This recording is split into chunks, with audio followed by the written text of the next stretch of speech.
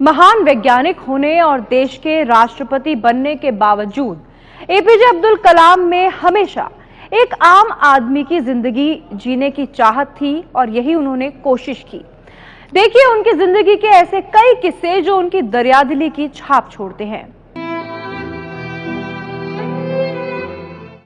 Doctor APJ Abdul Kalam साल 2002 में राष्ट्रपति बनने के बाद पहली बार केरल गए थे। उस वक्त केरल राजभवन में राष्ट्रपति के मेहमान के तौर पर दो लोगों को न्योता भेजा गया। जानते हैं कौन थे ये दोनों मेहमान? पहला मोची और दूसरा एक छोटे ढाबे का मालिक। दरअसल कलाम काफी दिनों तक केरल की राजधानी तिरुवनंतपुरम में रहे थे।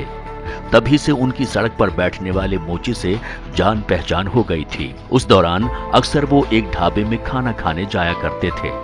राष्ट्रपति बनने के बाद भी डॉक्टर कलाम इन्हें नहीं भूले और जब मेहमानों को बुलाने की बारी आई तो कलाम ने उन दोनों को खास तौर से चुना।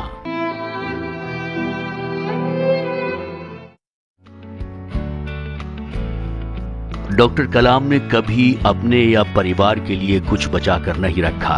राष्ट्रपति पद पर रहते ही उन्होंने अपनी सारी जमा पूंजी और मिलने वाली तनख्वाह एक ट्रस्ट के नाम कर दी। Providing urban amenities to rural areas, यानी पूरा नाम का ये ट्रस्ट देश के ग्रामीण इलाकों में बेहतरी के लिए काम में जुटा हुआ है। अमूल के संस्थापक और देश में श्वेत क्रांति लाने वाले डॉक्टर वर्गीस कुरियन ने इस बारे में डॉक्टर कलाम से पूछा तो उनका जवाब था, चूंकि मैं देश का राष्ट्रपति बन गया हूं, इसलिए जब तक जिंदा रहूंगा सरकार मेरा ध्यान आगे भी रखेगी ही, तो फिर मुझे तनख्वाह और जमा पूंजी बचाने की क्या जरूरत? अच्छा है कि ये भलाई के काम आ जाए।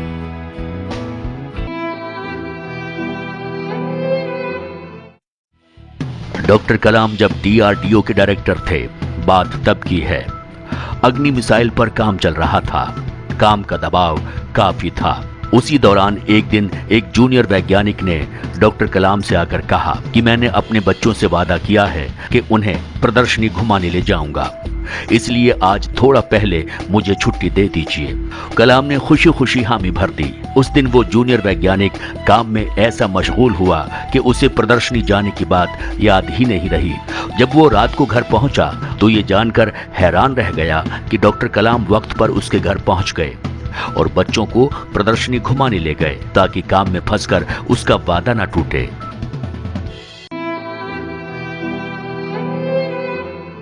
देश के सर्वोच्च पद पर पहुंचने के बाद भी डॉक्टर कलाम को गुरूर कभी छू नहीं पाया था। साल 2013 का किस्सा सुन लीजिए। आईआईटी वाराणसी में दीक्षांत समारोह के मौके पर उन्हें बतौर मुख्य अतिथि आमंत्रित किया गया था। कार्यक्रम में मंच पर 5 कुर्सियां लगाई गई थीं, जिसमें बीच वाली कुर्सी पर डॉक्टर कलाम को बैठना था। लेकिन वहां मौजूद हर शख्स उस वक्त हैरान रह गया जब कलाम ने बीच वाली कुर्सी पर बैठने से मना कर दिया। वजह थी बीच वाली कुर्सी बाकी 4 कुर्सियों से बड़ी थी। कलाम बैठने के लिए तभी राजी हुए जब आयोजकों ने बड़ी कुर्सी हटाकर बाकी कुर्सियों के बराबर की कुर्सी मंगवाई।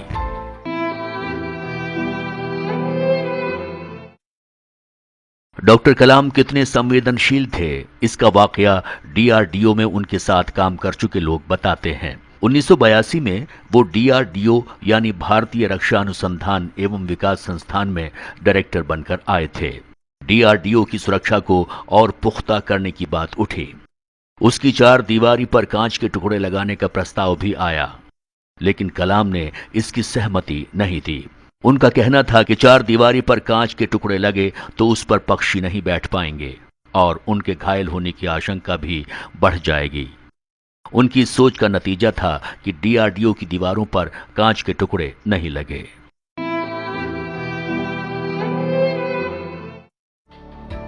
एक बार डॉक्टर कलाम को एक कॉलेज के कार्यक्रम में बतौर मुख्य अतिथि शरीक होना था। उस वक्त तक वो राष्ट्रपति तो नहीं बने थे, लेकिन डीआरडीओ में एक बड़े पद पर थे और सरकार के सलाहकार भी थे। कार्यक्रम से एक दिन पहले रात में ही कलाम को कार्यक्रम की तैयारी देखने की इच्छा हुई। वो बिना सुरक्षा लिए ही जीप में सवार होकर कार्यक्रम की जगह पहुंच गए और वहां मौजूद छात्रों से बात की। वीआईपी तामझाम से उलट डॉक्टर कलाम के इस अंदाज ने छात्रों का दिल जीत लिया।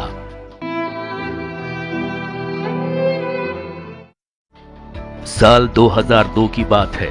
डॉक्टर कलाम का नाम अगले राष्ट्रपति के रूप में तय हो चुका था। उसी दौरान एक स्कूल ने उनसे छात्रों को संबोधित करने की गुजारिश की। बिना सुरक्षा तामझाम के डॉक्टर कलाम उस कार्यक्रम में शरीक हुए। 400 छात्रों के सामने वो भाषण देने के लिए खड़े हुए ही थे कि बिजली गुल हो गई। आयोजक जब तक कुछ सोचते, डॉक्टर कलाम छात्रों के बीच पहुंच गए और बिना माइक के अपनी बात रखी और छात्रों के सवालों का जवाब दिया।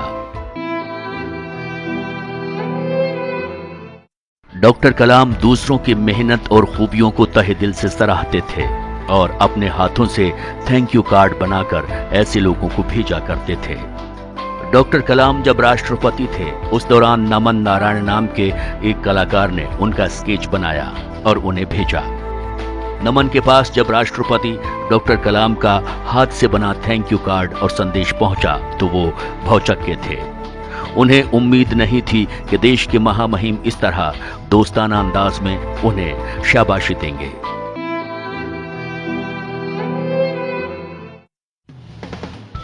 डॉक्टर कलाम में एक बड़ी खूबी ये थी कि वो अपने किसी प्रशंसक को नाराज नहीं करते थे। बात पिछले साल की है। डॉक्टर कलाम IIM अहमदाबाद के एक कार्यक्रम में मुख्य अतिथि बनकर गए। कार्यक्रम से पहले छात्रों ने डॉक्टर कलाम के साथ लंच किया और छात्रों की गुजारिश पर उनके साथ तस्वीरें खिंचवाने लगे। कार्यक्रम में देरी होती देख आयोजकों ने छात्रों को तस्वीरें लेने से मना किया। इस पर कलाम ने छात्रों से कहा कि कार्यक्रम के बाद मैं तब तक यहाँ से नहीं जाऊंगा जब तक आप सभी के साथ मेरी तस्वीर ना हो जाए। ऐसे थे डॉक्टर कलाम।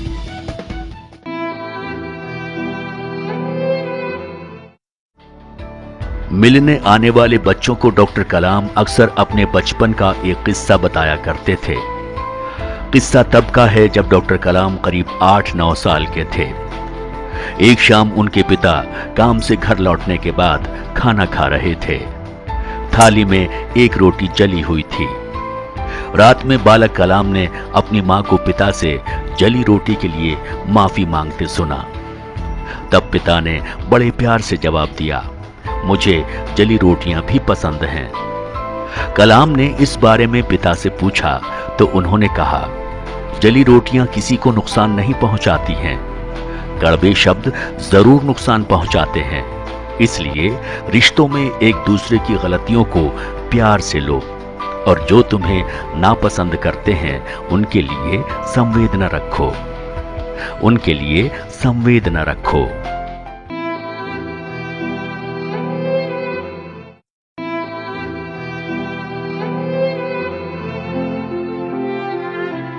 ऐसे एक